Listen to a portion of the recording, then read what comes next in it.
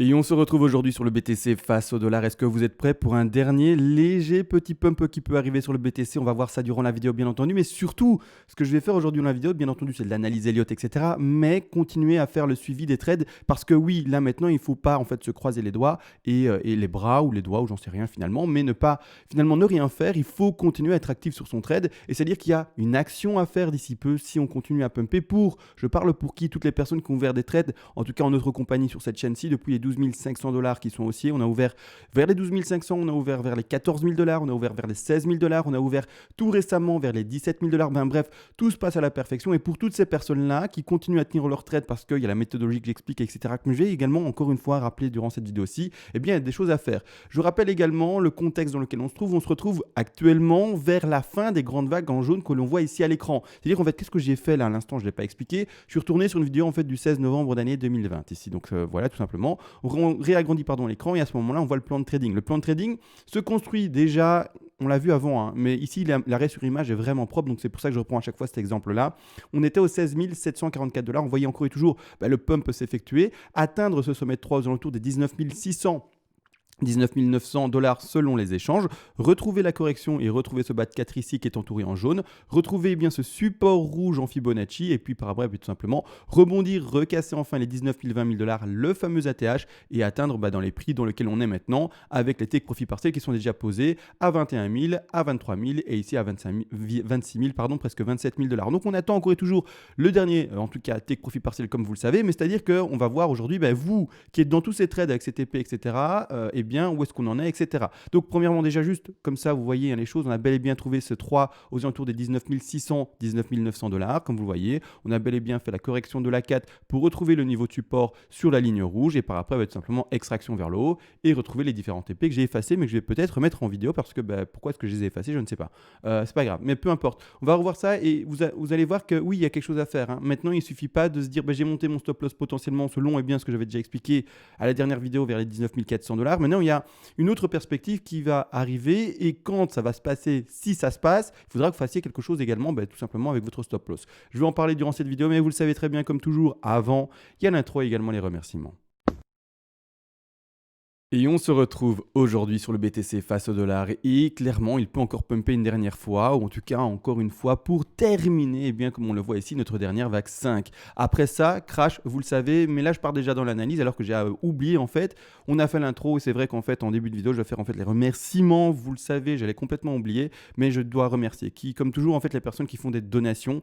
Les donations permettent d'aider la chaîne et surtout le temps que je partage, la pédagogie que je partage est extrêmement en fait chronophage, c'est-à-dire que là, devant l'écran, avec mon micro, je parle déjà 20 à 40 minutes. Ensuite, il y a le montage vidéo, la création en elle-même, après, de la miniature. Également, il y a le fait de mettre la vidéo sur Internet, donc c'est-à-dire l'upload sur YouTube. En amont même, il y a la pédagogie que j'apporte, bien entendu. Et également, finalement, tous ces plans de trading, ces plans d'investissement. Bref, beaucoup de choses. Ceux qui veulent récompenser tout cela parce qu'ils se disent, oui, j'ai gagné un trade grâce à lui. Ou alors, tout simplement, il m'a appris des choses. Bref. Vous voulez aider la chaîne, vous pouvez le faire, ça fonctionne par palier. Et vers les premiers paliers de donation, je vous envoie tout volontiers toutes les règles d'Elliott en français. Je rappelle, j'ai écrit ce PDF de manière très concise pour que vous puissiez vraiment apprendre l'essentiel et non pas faire semblant avec 400, 500 pages, 600 pages pour en fait faire du volume et impressionner. Il est vrai, mais en fait, la plupart des pages ne servent à rien, à part faire du feu pour Noël, tout simplement. Non, ici vraiment, c'est une transmission que je voulais faire efficace, rapide également avec tout simplement l'appui de mes vidéos au quotidien. Maintenant, tout est expliqué. On part enfin dans ce que je voulais faire dès le début, mais bon, j'oubliais les donations, mais il faut remercier les personnes et il faut expliquer également les choses qu'on peut récompenser ce temps partagé, c'est important. Maintenant, on agrandit enfin l'écran. Alors, premièrement, on garde ce plan. Donc, il y a eu plusieurs ouvertures de trade. Vous le savez, depuis les 12 500, on est parti en bull run de fou et c'est ce qu'on voyait sur nos vidéos, bien entendu, depuis cette cassure fameuse pour moi des 12 500 qui, pour moi, infirmait et vraiment nous donnait une confirmation de bull run pour ma part. C'est-à-dire que là, maintenant, il y a un potentiel dernier pump à faire. Je rappelle également, je n'invite personne, sauf si vous êtes un trader très avancé, à prendre ce trade potentiellement. Actuellement, on est dans une dernière, et je le rappelle, c'est très important de le faire parce qu'il y a des gens qui vont se dire mais pourquoi je ne peux pas rentrer dedans Explique-moi un peu. En fait, on est dans la dernière 5 d'une 5, d'accord? C'est-à-dire que là, on est vraiment dans le dernier mouvement haussier potentiel et il peut très bien, se retrouver en tronqué, ne jamais atteindre cet objectif à atteindre, etc. Donc grossièrement, c'est les derniers porteurs, c'est les derniers qui poussent le marché vers le haut. On ne rentre plus, ou en tout cas quand on est entre guillemets néophyte débutant, on ne rentre plus dans ce genre de trade qui est assez risqué. Donc on attend tout simplement, on temporise, on continue à tenir tous les trades qui ont été ouverts ensemble durant toutes les vidéos précédentes depuis les 12 500 $. Et puis c'est tout, d'accord? C'est-à-dire qu'on ne clôture jamais son trade, sauf si on voit une invalidation d'analyse et donc invalidation de hausse réelle et que vous êtes sûr de vous, ou alors simplement, comme dit, on ne le clôture jamais, c'est-à-dire qu'on garde toujours 5, 10, 15% dans la course et on va sortir avec le stop loss. Pour le moment, de toute manière, le stop loss, il ne doit pas être pris parce qu'on attend toujours le dernier take profit partiel. Et c'est maintenant qu'on va commencer d'ailleurs à être assez agressif. Je vais replacer en votre présence ici tout simplement en fait les take profit partiels. On ne les a pas tous pris, hein. Donc là, la plupart des personnes qui sont en trade, vous devez encore attendre un TP, donc un TP majeur en plus de cela, donc une portion de revente assez importante. Je vais donner un exemple pour dire, mais 20-25% de votre trade qui n'est toujours pas clôturé et qui attend ce dernier TP, voire même plus, 30% de votre trade qui n'est pas clôturé. Pourquoi? Parce qu'on le rappelle, on l'a fait, hein, c'est pas plus simple, on l'a fait, hein. On a mis un TP majeur 1, un TP majeur 2 et un TP majeur 3. Il n'est pas là pour rien à 26 000, 27 000 $. Il est là pour être pris et pour, bien entendu, être pris en compte, surtout en fait dans sa stratégie. C'est-à-dire que je vais remettre, parce qu'on ne le voit plus en fait, je l'ai effacé comme j'ai dit. Je l'ai effacé à mon avis pour une simplification de lecture selon une analyse précédente, mais c'est-à-dire que grossièrement, on remet les TP ensemble et le TP comme dit 100%, donc 1 a été pris. Le TP numéro 2 à 161 où on est maintenant, il a été pris. Maintenant, on attend quoi? On attend le TP numéro 3, qui est plus précisément, selon les bougies, etc., réelles connues, à 27 216 $ selon Coinbase. Ça dépend, encore une fois, de l'échange auquel vous êtes. Donc, votre trade, tenez-le et j'espère que vous avez encore et que vous avez fait en sorte de garder assez d'ouverture, ou en tout cas une exposition assez importante d'ouverture de votre trade pour arriver dans ce TP sans vous dire j'ai plus rien moi, voilà, ça va faire un tout petit TP. Non, c'est un TP majeur là-bas en haut, hein, il faut le comprendre. Donc on continue à monter avec le trade s'il continue à monter bien entendu, s'il ne nous fait pas une sous-tronquée ou des choses comme ça potentielles dans les sous-décomptes. Donc on continue avec le trade bien entendu. Surtout par contre, quand il va pumper, s'il doit pumper, qu'il ne fait pas une tronquée ou qu'il ne crache pas maintenant, peu importe, c'est pas important, vous le savez très bien, on a notre méthodologie, c'est-à-dire que vous êtes déjà tous par rapport aux ouvertures de trade qu'on a fait, d'office gagnant. Le stop loss a été posé pour ceux qui sont rentrés à 16 004 légèrement en bas et maintenant il a été déplacé aux alentours des 19 400 $, 19 300 $. La même chose pour ceux qui sont rentrés à 17 000, ça a été fait. Et pour tous ceux qui sont rentrés avant à 14 000, 12 000, etc., le même, votre stop loss, vous le mettez également là. Donc tout le monde, c'est impossible que vous soyez perdant. Donc ça c'est propre. Mais non, n'empêche, on va partir dans le scénario où, et je vais vous expliquer, s'il se passe ça, vous faites ça, et s'il se passe ça, vous faites ça. D'accord? C'est pas compliqué. Je vous donne les deux cas de figure. Soit ça descend, soit ça monte. C'est pas compliqué, hein. Pile ou face, hein. Bon, après, l'horizontal, ça existe, mais à un moment, ça craque. Soit ça descend, soit ça monte. Soit, si ça monte, je vous explique. Si ça descend, je vous explique. Si ça monte, c'est-à-dire qu'on va chercher notre dernier TP à 27 000. Propre, magnifique, trop bien. Alors, c'est un trade qui est méga rentable, et c'est un trade qui a été chercher son coefficient maximal. Si ça monte, et là c'est mal exprimé je trouve, si ça monte, et je vais bien le faire, je vais mettre ça un peu de côté comme ça, voilà, comme ça on voit quand même un peu les bougies. Si cette affaire-là, d'accord, monte, boum, va chercher votre dernier TP, c'est enfin le moment d'être agressif avec son stop loss. Vous le savez, hein, je le dis souvent, son stop on le déplace au début très prudemment, le plus tardivement possible, mais dès qu'on arrive enfin à prendre tous nos TP, on devient agressif. C'est-à-dire, qu'est-ce qu'on fait avec notre stop? Dès que vous verrez que ça pump, si ça doit pumper, d'accord, les deux cas de figure sont expliqués. Le premier, si ça pump, vous prendrez votre stop qui est pour le moment posé aux alentours des 19 200, 19 400 $, ça dépend encore une fois des échanges et des prix, mais vous le déplacerez en bas de 4 ici. Vous le mettrez ici au niveau du bas de la 4 qui sont les 22 000, plus précisément sur Coinbase, on est aux alentours des 21 915 $. Vous le mettrez là. Pourquoi? Parce que, encore une fois, le BTC, ce qu'il peut faire, c'est important, hein. On ne clôture pas un trade tant qu'il est gagnant. Vous aurez pris votre dernier TP à hauteur de, je ne sais pas, 20, 25%, c'est vous qui voyez, 30, 40, je ne sais pas combien vous avez gardé d'exposition ouverte, mais vous ne vendrez jamais de façon tout votre trade, d'accord? Vous aurez vendu à hauteur peut-être de 85%, la totalité avec tous les TP, TP de sécu, TP1, TP2, TP3. Il vous restera, pour donner un exemple, 15% de votre trade dans la course. C'est-à-dire que si le BTC bah, va chercher votre troisième TP. Mais qu'en plus de cela, il commence à consolider dans cette zone-là. Je donne des exemples. Hein. Il peut pumper également directement, il y a la 30 000. Hein. Il consolide, mais qu'il ne crache pas. D'accord? Qu'il ne crache pas. Non, non, non, il ne crache pas. J'explique la tenue d'un trade. Hein. Il faut vraiment écouter, c'est super intéressant selon moi. Et qui continue à monter. Là, vous aurez un nouveau palier majeur, un nouveau palier intéressant dessiné par le cours, d'accord?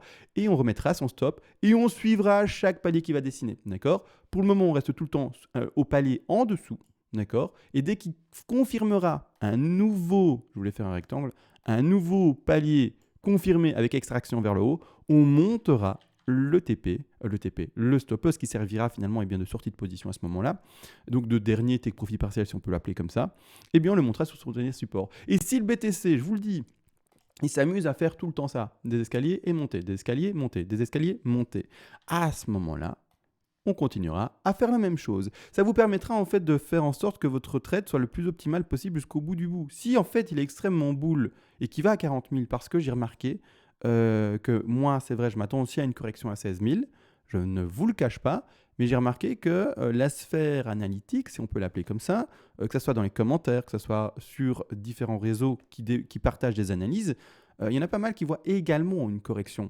Et si le BTC prenait tout le monde à revers, il continue à pumper. C'est pour ça qu'on ne clôture jamais un trade à 100%. On le garde et on continue à monter avec pour gagner un maximum de pépettes. D'accord? C'est vraiment ça. Donc là maintenant, c'est dans le cas où ça monte, vous allez faire ça. Donc maintenant, si demain, dans la nuit, dans 2 jours, le jour de Noël, ça pump, vous devrez être derrière votre écran, je suis désolé, déplacer votre stop loss directement en fait à, j'avais dit combien? À 22 000 et oui c'est ça, 22 000, non 21 900 et quelques dollars. Vous allez me dire également, mais pourquoi pas un peu plus haut? Pourquoi est-ce que je ne le montrais pas? Donc ce fameux stop loss, un peu plus. Par exemple ici, à 24 029. Tout simplement parce que le sous-décompte ici qui va monter, on est peut-être dans quelque chose d'extrêmement pump, quelque chose que du coup je n'ai pas identifié comme vous, mais c'est pas grave, hein, on n'est pas des robots, je le dis souvent, je suis humain, je peux me tromper, etc. Et tant mieux. Si on se trompe dans ce cas-là, tant mieux. C'est-à-dire que pump, pump, pump, pump, on se fait full argent, je voulais dire un mot un peu plus vulgaire, mais on s'est compris. Et du coup, eh bien, si vous le mettez là, peut-être que le sous-décompte ici, qui va pumper, nous fera, je vais vous montrer, avec des flèches c'est plus simple, d'accord? Pour comme ça, les néophytes comprennent aussi. On fera peut-être une grande 1, les avancées d'office, du coup, vous comprenez. Ou on fera peut-être une énorme 2, et puis une énorme 3, 4 et puis 5. Et on monte et on monte et on monte. C'est-à-dire qu'une 2 peut toujours corriger en fait son mouvement précédent presque à 100%. C'est ce qu'on a fait de toute manière sur les grandes time frames. D'accord? On a bel et bien corrigé à 85%, presque 90% sur ici cette énorme 2. Alors on ne la voit pas là à l'écran. Je vais passer sur un graphique où on la voit. Mais l'énorme 2, elle est là. D'accord? En bleu. Donc ici, on a bel et bien fait une énorme 2 qui corrige son mouvement précédent. Ici également, en rose, une énorme 2. Donc en rose, je vais la mettre en visible du coup. Une énorme 2 qui corrige son mouvement précédent. Donc c'est ça que j'essaye de vous faire comprendre. On ne monte pas son stop au-delà d'une racine tant qu'il y a un support, d'accord? On monte sous les supports en acceptant les 2 qui sont fortes. C'est-à-dire que s'il y a un pump vraiment énorme à continuer après, on ne se fera pas sortir parce qu'on a été trop agressif. On doit être agressif dans le déplacement du stop loss à ce moment-là, comme je l'ai dit, il y a de 5 minutes, mais pas de trop non plus. Il ne faut pas exagérer non plus. Il faut quand même accepter le potentiel en tout cas, de futures vagues qui peuvent bien entendu se développer plus ou moins fortes, selon ce qu'elles ont envie de faire à ce moment-là. Donc c'est ça que j'essaye d'expliquer bien entendu. On retourne sur le graphique où j'explique les choses. Hop, ici, je retourne sur du coup une time frame correcte. Je crois que j'étais en 4 heures pour expliquer ça. Non, 4 heures c'était trop. Hein. J'étais en horaire, je pense, en daily, je pense. Oui, j'étais peut-être en 4 heures du coup. Oh, je ne sais plus, c'est pas grave. Peu importe, on va rester... Bah non, j'étais en daily. Oui, j'étais en daily. Je pense que j'étais en daily. Ouais, je ne sais plus, c'est pas grave.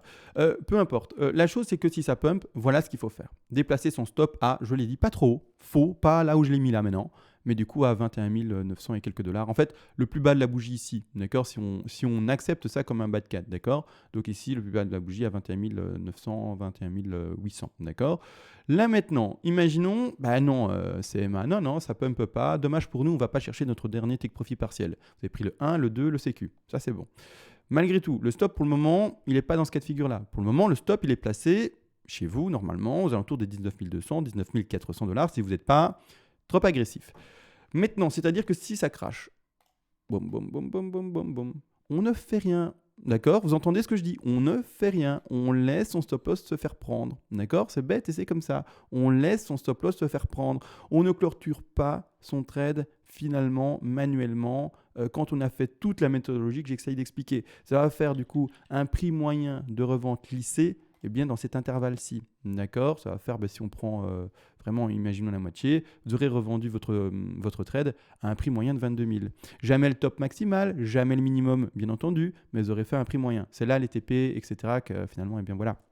C'est là où également leur importance et c'est également la subtilité de ceci. Quand on prend des TP, c'est toujours un prix moyen de vente et non pas un prix strict, maximum ou minimum. Non, c'est toujours un prix moyen et donc on le met au milieu. En tout cas, là, facilement, c'est comme ça que je l'exprime facilement. Il n'y a pas de calcul fait. C'est-à-dire que non, on ne fait rien. Pourquoi également? Alors parce que, encore une fois, je le rappelle, le support majeur, c'est celui-là. D'accord? Malgré tout, on est parti dans le principe où on est déjà dans une 1 et une 2. C'est-à-dire qu'on est déjà quand même légèrement agressif. On aurait pu même être encore plus sur la précaution et le laisser à 17 000. Mais là, ce serait vraiment se dire, du coup, je laisse à mon point d'entrée. Pour ceux qui sont rentrés à 17 000, c'est un peu léger. Mais c'est-à-dire que là, en fait, encore une fois, comme on ne lit pas l'avenir, on part du principe qu'on peut se tromper. Et si on peut se tromper, on peut très bien avec le BTC aller chercher juste le niveau... Oups, j'étais un peu trop bas. Juste le niveau de support, rechipoter ces niveaux-là, retrouver un niveau de support et s'extraire vers le haut. Donc on laisse quand même un maximum de marge. Après, si ça continue vraiment à écraser l'affaire et re-rentrer en fait sur nos points d'entrée, les 17 000 et quelques, là ça commence à être gênant et on commence à dire, voilà, si on reprend notre stop loss, ça fait affaire en fait finalement, peut-être, comme ici on vous avait peut-être laissé 30-40% pour cette zone-là, 25%, je ne sais pas, peu importe, je donne des chiffres, mais je ne sais pas ce que vous avez fait réellement. Mais du coup, en fait, c'est comme si vous aviez pris 30-40% et que ces 30-40% n'allaient servir à rien étant donné que vous allez revendre finalement votre point d'entrée. Donc c'est pour ça qu'on est quand même légèrement agressif pour ceux qui sont rentrés à 17 000. Mais comprenez une chose, c'est ceux qui sont rentrés plus tôt, par exemple à 12 500, ceux qui sont rentrés à 16 000, etc., eux ça va. Eux ça va. Si par exemple ils le posent à 17 000, ils ont quand même une belle marge et franchement c'est propre. Et donc ils auront encore plus de bruit à pouvoir accepter. Mais ça c'est l'avantage de ceux qui sont rentrés plus tôt. On fait avec son trade. Si vous êtes rentré à 17 000, vous faites avec le fait d'être rentré à 17 000. Si vous êtes rentré à 12 500, vous faites avec le fait d'être rentré à 12 500 et du coup vous êtes à l'aise. Vous c'est propre, c'est bien, tranquille. Franchement, vous c'est nickel. Mais c'est-à-dire que voilà ce qu'il va falloir pouvoir faire, identifier tout simplement. Dans le cas où ça descend, ne touchez à rien pour ceux qui sont rentrés assez tardivement. Ceux qui sont rentrés très tôt vers les 12 500, voire même peut-être plus tôt, que sais-je, à ce moment-là, vous pouvez avoir plus d'aisance dans votre déplacement et peut-être ne pas le déplacer de manière aussi agressive et attendre un retour sur le support et un rebond. À vous de voir ce que vous voulez faire. Vous êtes bon. Franchement, vous avez fait tellement de pépettes que il n'y a pas de problème et je ne m'inquiète pas du tout pour vous. Mais même, je m'inquiète pour personne. Tout le monde s'est fait des pépettes là, donc tant mieux. Mais c'est-à-dire que voilà, pour le moment, on attend ça. On attend le développement finalement du fameux BTC. Voir ce qui va se faire et surtout, j'insiste, une fois qu'on aura fini, pour moi, dans mon décompte, comme dit, je peux me tromper. J'aime bien prendre des précautions et dire que je peux me tromper parce que souvent, en fait, les personnes interprètent mal mon travail et se disent « Ah, donc il montre ça, donc on va faire ça » et c'est ce qu'il dit, en fait. Lui, il dit « On va faire ça ». Non, moi, je mets mon plan de trading en place avec une sécurité de stop loss, etc., des profits partiels, etc. Et c'est finalement un vrai travail de trader ou en tout cas d'analyse technique, on va plutôt dire ça comme ça. Complet, d'accord? C'est ça qu'il faut comprendre. Donc non, il n'y a jamais la prétention de dire on va aller là d'office.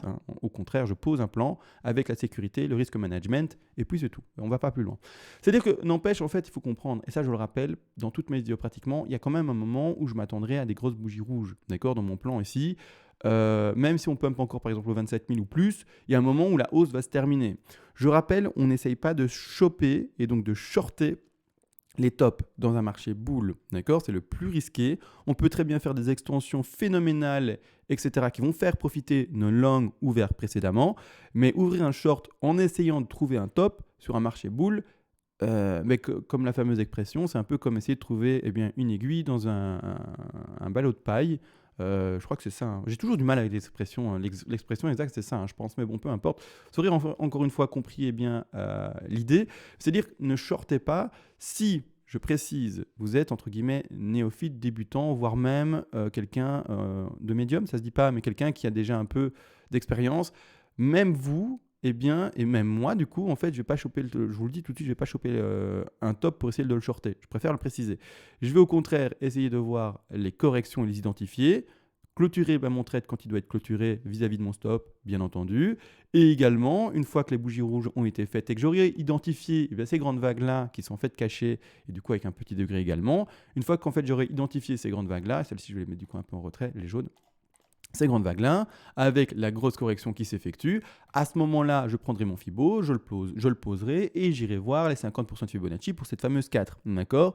Maintenant, à ce moment-là, j'ouvrirai des langues sur les 50% de Fibonacci de retracement, donc de correction à la baisse. Mais autrement, c'est tout ce que je vais faire. D'accord ? J'insiste, dans un marché boule, je préfère essayer de choper les bas. Donc, c'est-à-dire qu'en fait, je préfère choper sur un marché boule précédent pour montrer et expliquer mes propos. Je préfère essayer de choper ça et de le long. Et peut-être même long, et garder mon long indéfiniment en vert, je ne sais pas combien et quel objectif donné par les prochains trades à voir.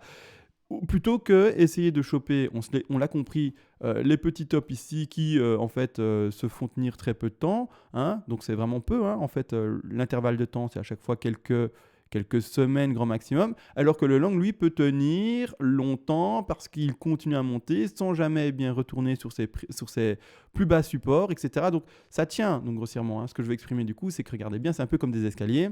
Si vous ouvrez un long au bon endroit, dans un marché boule, en fait, le cours va très rarement rechercher les sommets précédents. Et surtout, les plus bas précédents. D'accord ? Donc je mets ici un escalier pour le montrer, en rouge, en fait. Je vais dans la time frame pour chercher les couleurs propres.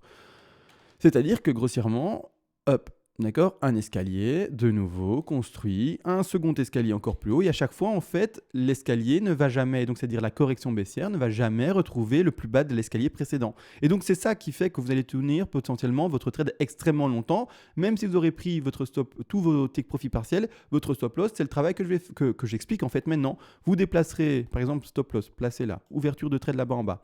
Vous déplacerez votre stop à chaque fois vers le bas du prochain, finalement, escalier. C'est ce que j'explique là maintenant, d'accord ? Boum, boum, boum. Et vous allez peut-être suivre un bull run pendant tout le temps. Vous pourrez l'ouvrir, ça dépend de votre contrat et de la durée de celui-ci, mais en tout cas, un maximum de temps. Donc, c'est ça qui est intéressant, c'est ça que je vous explique, d'accord ? Vous allez peut-être suivre un bull run énorme avec 20% de votre position à partir de maintenant jusqu'à je ne sais pas quand, et pendant peut-être plusieurs mois, d'accord ? Donc, c'est intéressant hein, de faire cette méthodologie-là, je trouve. Hein. C'est pour ça que je mets l'accent dessus et que je vous explique un maximum cela. D'accord ? Dans les sous des comptes, actuellement, le BTC nous fait quoi hein? On va quand même rentrer là-dedans. Un truc. Alors, je vois très bien dans les commentaires certains qui essayent de chercher, trouver, etc. Je vous souhaite du courage. Moi, je l'explique souvent, je m'arrête plus à des micro-figures comme ça. Parce que ça crame les neurones alors que le résultat va être le même, d'accord ? C'est-à-dire que grossièrement, j'aurai pas plus d'efficience dans mes bénéfices si je commence maintenant à travailler en quart d'heure ou en horaire et essayer d'identifier cette sous-vague-là. Peut-être que la 4 ici se développe pendant un certain temps et qu'on est juste dans une figure de correction, etc. Non, je vais attendre juste maintenant soit l'extraction vers le haut pour valider cette 5-là, soit le crash pour me dire non, en fait c'était le décompte initial qui tenait. Et en fait, on nous a fait une bel et bien ici, une 5 en tronqué. Et en fait, on était bien sur un top et c'est fini. À ce moment-là, on verra bien entendu les corrections potentielles. Maintenant, par contre, c'est vrai que j'avais dit à un abonné dans les commentaires qui m'a demandé CMA, est-ce que tu saurais nous exprimer ? Ou je l'ai dit moi-même, en fait, je crois pas. Je sais plus si je l'ai exprimé à un abonné ou pas. Bon, c'est pas grave. Mais grossièrement, j'ai dit que j'allais exprimer toutes les figures de correction potentielle qu'il va y avoir ou qu'on devrait reconnaître dans cette fameuse énorme 4. Je vais le faire, mais pas aujourd'hui, parce que je remarque que j'ai sûrement fait une vidéo qui dure au moins 20 minutes, et 20 minutes c'est beaucoup, et 20 minutes c'est beaucoup, et puis c'est tout. Donc c'est-à-dire que je vais, à mon avis, réserver ce travail-là pour demain matin, voilà, comme ça vous aurez ce travail-là également, comme ça vous verrez comment on peut se développer une 4, pour ceux qui ne le savent peut-être pas, il y a plein de subtilités, il y a plein de figures à voir, et donc j'en parlerai, et surtout dans un marché boule, vous allez voir qu'il y a une petite subtilité que je vais apporter également. Et donc voilà. Sur ce, tout a été réellement dit. Je vous souhaite tous à toutes et tous de bons trades, de beaux gains, bien entendu. Une méthodologie tenue non émotionnelle, mais vraiment stricte et vraiment juste analytique, mathématique si on peut appeler ça comme ça, avec vraiment un bon risque management encore et toujours. Si vous avez des petits couacs par rapport à votre risque management, pensez à vous renseigner sur Google, à chercher, etc., à vous documenter, à soit m'écouter également, parce que je l'explique assez régulièrement également, ce fameux risque management simple. Il y a plusieurs profils de risque management. Le mien est assez simple, mais très efficace. Maintenant, à vous de voir encore une fois celui que vous voulez précisément. Si vous voulez autre chose, vous allez sur YouTube. Sur Google, vous cherchez et vous devriez, à mon avis, trouver réponse à vos questions. Tout a été réellement dit. Bonne soirée à tous. Bonne nuit si vous êtes prêts à aller au lit. Bon matin à ceux qui m'écoutent derrière le continent où je me trouve moi. Si vous êtes aux États-Unis ou si vous êtes en Inde ou quoi que ce soit. Peut-être que non, l'Inde c'est peut-être la nuit. Mais peu importe le continent où vous êtes. Bon matin à vous, bonne journée à vous, bonne nuit à vous. Sur ce, on se retrouve à demain et ciao.